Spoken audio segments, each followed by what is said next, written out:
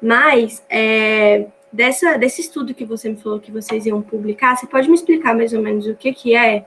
Tipo, como ele foi feito, do que ele trata, qual o conteúdo? Então, ele foi feito, né, por alguns colegas que são arquitetos, que fazem parte desse grupo da Agenda Popular do Território, né, e ele foi feito com um cruzamento de alguns dados que a gente tem relacionados à urbanização, né?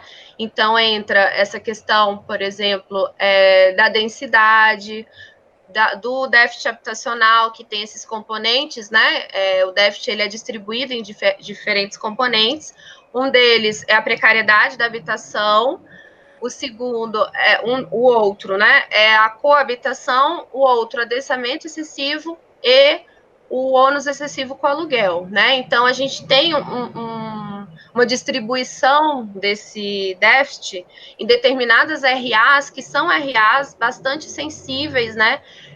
Do ponto de vista social, e que são as que precisam de um maior cuidado nesse momento aí da pandemia, né? Porque caso essa contaminação aconteça nessas comunidades, a gente sabe que vai ser muito difícil conter por conta, né, dessa impossibilidade de isolamento que as pessoas têm, né? Então, a gente fez esse cruzamento com os dados de habitação, dados de saúde, então, relacionado, por exemplo, à disponibilidade de leitos que o DF tem, né?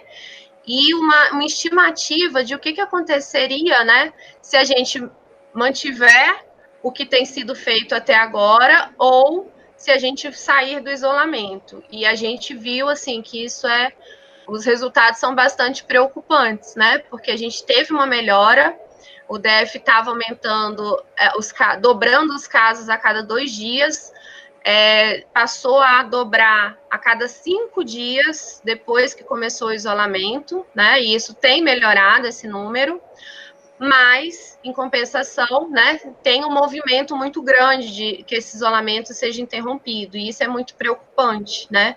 Justamente porque a gente sabe que tem pessoas que não vão ter essa condição de se isolar, né?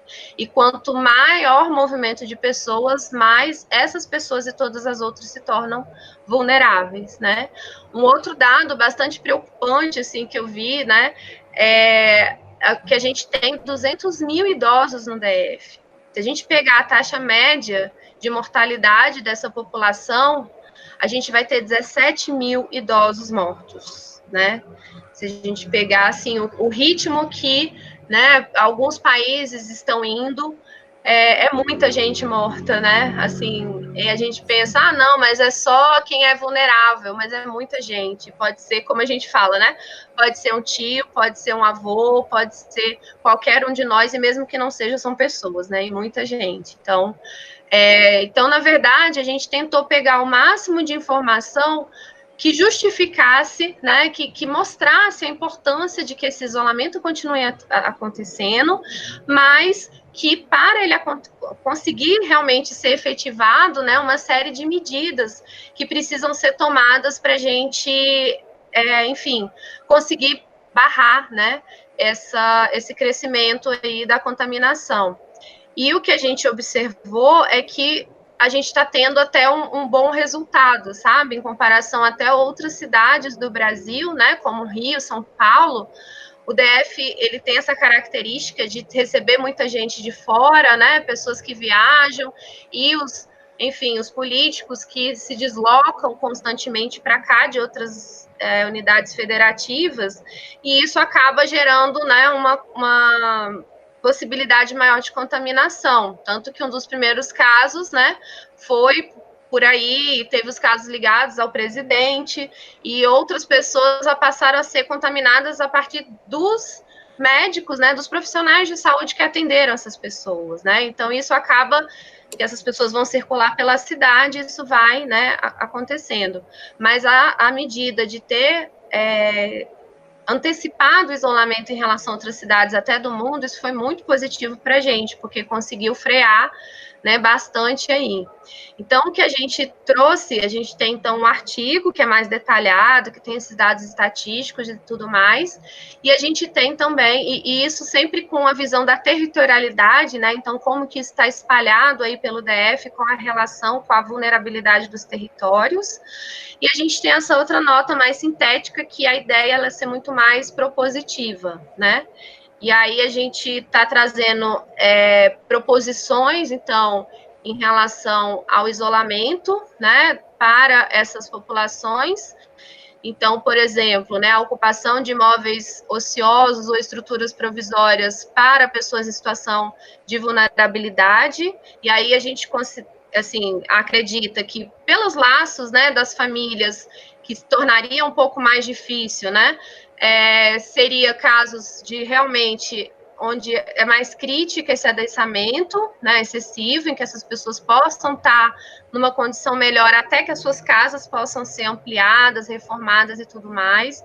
Pessoas em situação de rua, porque a gente está falando, se isola em casa, que casa, né?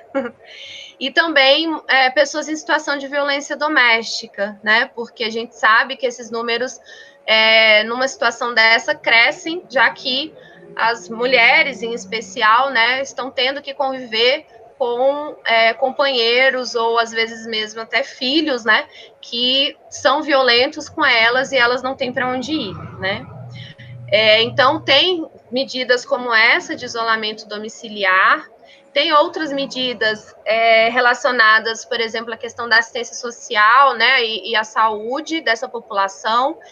Então, a gente acredita que os testes eles precisam ser muito mais ampliados nesses territórios, né? Pelos estudos que a gente fez, os países que conseguiram melhor resultado no sentido de conter a pandemia foram aqueles que trabalharam com isolamento, né?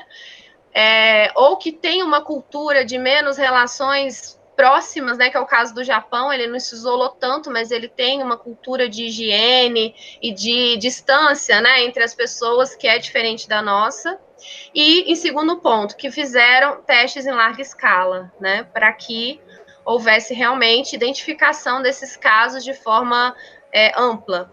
E a gente sabe que não existe disponibilidade dos testes para toda a população, mas a gente acredita que esses territórios deveriam ser priorizados, né?